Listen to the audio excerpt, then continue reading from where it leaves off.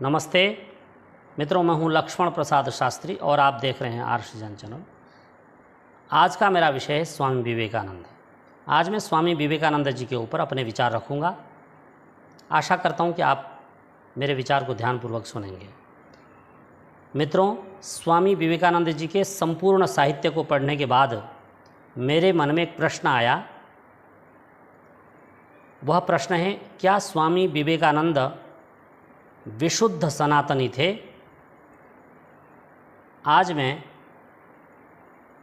इसी प्रश्न के ऊपर चर्चा करूंगा। विशुद्ध सनातनी वह है जो वेदों को ही अपना धर्म ग्रंथ मानता हो, जिसकी वेद में आस्था हो, जो मनुस्मृति के अनुसार अपना आचार व्यवहार विचार अपनाता हो, जिसका खानपान सात्विक हो, जो शाकाहारी हो, जो हमारे आर्ष ग्रंथों की रक्षा करता हो और जो आर्ष ग्रंथों का समर्थक हो, वह विशुद्ध सनातनी है। विवेकानंद जी ने विशुद्ध सनातनी होने का कोई भी प्रमाण अपने साहित्य में तथा अपनी आत्मकथा में प्रस्तुत नहीं किया है। स्वामी विवेकानंद जी के गुरु रामकृष्ण परमहंस थे। रामकृष्ण परमहंस की साधना की जानकारी आपको दे देता हूँ। रामकृष्ण परमहंस ने भैरवी ब्राह्मणी से 64 तंत्रों की साधना सीखी थी। तोतापुरी जी से अद्वैत साधना सीखी। सूफी फकीर गोविंद राय से विधिवत इस्लाम धर्म की दीक्षा ली और अल्लाह अल्लाह करने लगे। फिर उन्होंने बाइबल को पढ़कर ईसाई धर्म अपनाया और कहते हैं ईसा मसीह ने रामकृष्ण परमहंस को साक्षात अपने दर्शन दिए। एक पुस्तक है आनंदमय जीवन के सूत्र, इसके लेखक हैं स्वामी सत्यरूपानंद। इस पुस्तक के पृष्ठ 146 पर इस बात की चर्चा है कि रामकृष्ण परमहंस ने ईसा मसीह के दर्शन किए। उन्होंने इसी प्रकार बौद्ध और जैन धर्म अपनाकर साधना की और आगे लिखा है जतो मत ततो पथ, अर्थात जितने भी मत मतांतर हैं दुनिया भर में, सभी मत मतांतरों की दीक्षा ली और सभी मत मतांतरों के हिसाब से रामकृष्ण परमहंस ने साधना की। मित्रों, रामकृष्ण का अर्थ करते हुए इसी पुस्तक पर लिखा गया है कि पहले भगवान राम के रूप में पैदा हुए, फिर कृष्ण के रूप में पैदा हुए और अब राम कृष्ण के रूप में पैदा हुए। अर्थात रामकृष्ण को उनके अनुयायियों ने पूर्ण ब्रह्म माना है। वे कहते हैं कि हमारे गुरु रामकृष्ण परमहंस पहले राम थे, फिर कृष्ण हुए और फिर इस समय जो है रामकृष्ण परमहंस बनकर पैदा हुए हैं धरती पर मनुष्यों के कल्याण के लिए।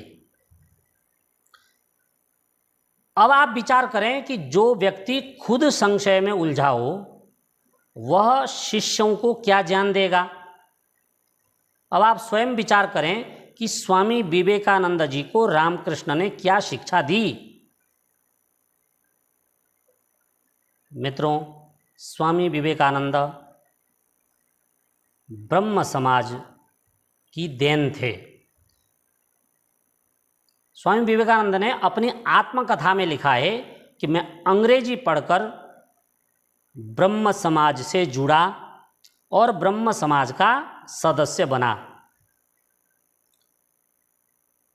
ब्रह्म समाज एक समय में राजा राम मोहन राय का हुआ करता था। उन्होंने हिंदू धर्म की बुराइयों को दूर करने की कोशिश की, परंतु राजा राम मोहन राय के बाद ब्रह्म समाज देवेंद्रनाथ ठाकुर के पास आया और फिर ब्रह्म समाज की बागडोर केशव चंद्र सेन ने संभाली।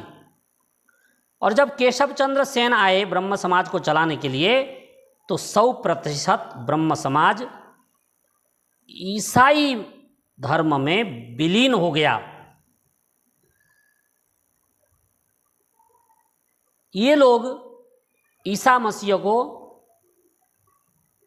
भगवान मानकर और बाइबिल को भगवान की पुस्तक मानकर अपनी साधना करते थे और अपनी प्रार्थना करते थे।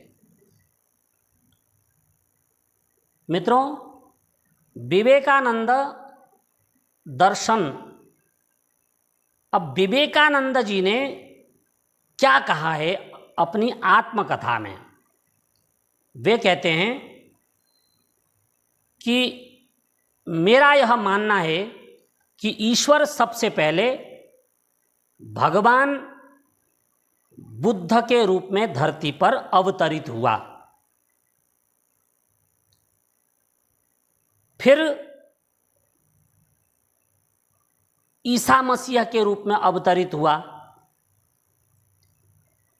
यह मेरा अंधविश्वास है। अर्थात स्वामी विवेकानंद जी कह रहे हैं कि मैं आंख बंद करके इस बात को मानता हूं कि परमात्मा जब धरती पर आया तो सबसे पहले गौतम बुद्ध के रूप में आया और फिर जो है ईसा मसीह के रूप में आया। यह मेरा अंधविश्वास है, अर्थात मैं इस पर आंख बंद करके विश्वास करता हूं।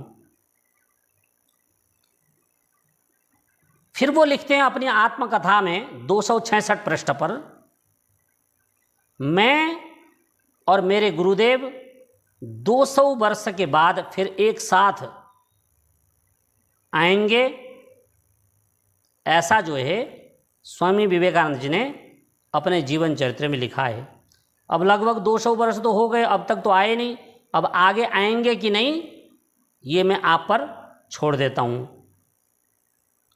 मित्रों, स्वामी विवेकानंद जी ने चिल्ला चिल्ला कर कहा है कि मैं मस्जिद में जाऊंगा, कुरान पढ़ूंगा, मैं चर्च में जाऊंगा, बाइबिल पढ़ूंगा, मैं सभी मत मतांतर में जाऊंगा और उनकी उपासना पद्धति के हिसाब से उपासना करूंगा।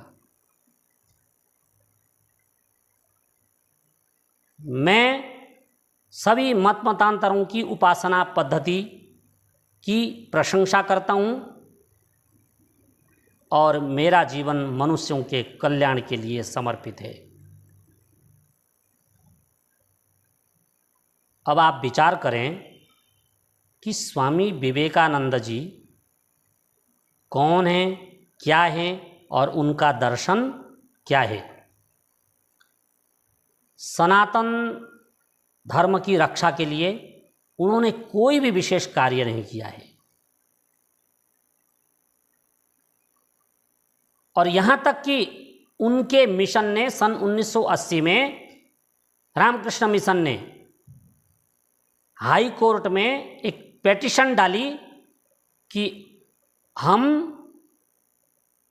अल्पसंख्यक हैं, हम हिंदू नहीं हैं। अब आप विचार करें कि ये लोग आखिर चाहते क्या हैं।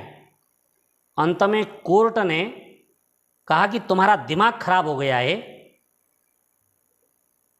तुम हिंदू ही हो। भारत के सभी हिंदू लोग स्वामी विवेकानंद जी की तस्वीर को अपने घरों में लगा रहे हैं और तुम कोर्ट में हम हिंदू नहीं है बोल के पेटिशन डालने आए हो। इस प्रकार कोर्ट की फटकार के बाद रामकृष्ण मिशन को होश आया, फिर उन्होंने माफीनामा लिखित में दिया हो सकता है कि ये कम्युनिस्टों की साजिश हो, क्योंकि ज्योति बसु बंगाल में हिंदुओं की एक एक जाति को तोड़ने में लगे हुए थे, इसलिए उन्होंने रामकृष्ण मिशन को अपने पाले में किया और उनसे पेटिशन डलवाई, ऐसा कुछ लोगों का मत है। खैर जो भी हो,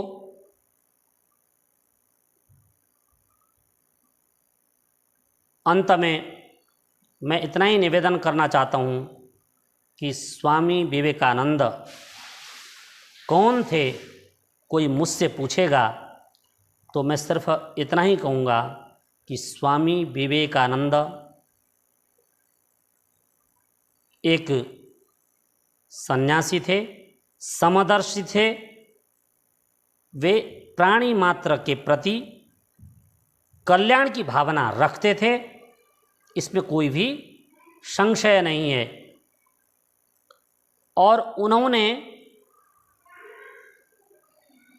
अपने साहित्य में अपने को पूरी तरह से हिंदू होने से नकारा नहीं है, अपितु वो कहते हैं कि मुझे जितना ज्ञान था, मैं न वेदों को पढ़ पाया, न आर्ष धर्म ग्रंथों को पढ़ सका, मैं तो अंग्रेजी पढ़ा हूँ। जितना मुझे ज्ञान है, जितना मैंने बुद्ध और ईसा से सीखा, उतना ही मैं आपको बता सका। इस प्रकार का निवेदन स्वामी विवेकानंद जी ने किया है। तो वास्तव में स्वामी विवेकानंद कोई बहुत उच्च कोटि के विद्वान और वैदिक दार्शनिक नहीं थे। उन्हें हमारे 6 दर्शनों का भी ज्ञान नहीं था और वेदों का ज्ञान तो था ही नहीं, और अन्य भी आर्ष ग्रंथ वे पढ़े नहीं थे, परंतु उनकी आर्ष ग्रंथों में अंतिम समय में रुचि उत्पन्न हो गई थी। वो चाहते थे कि आर्ष ग्रंथों को पढ़ करके हम अपना कल्याण करें।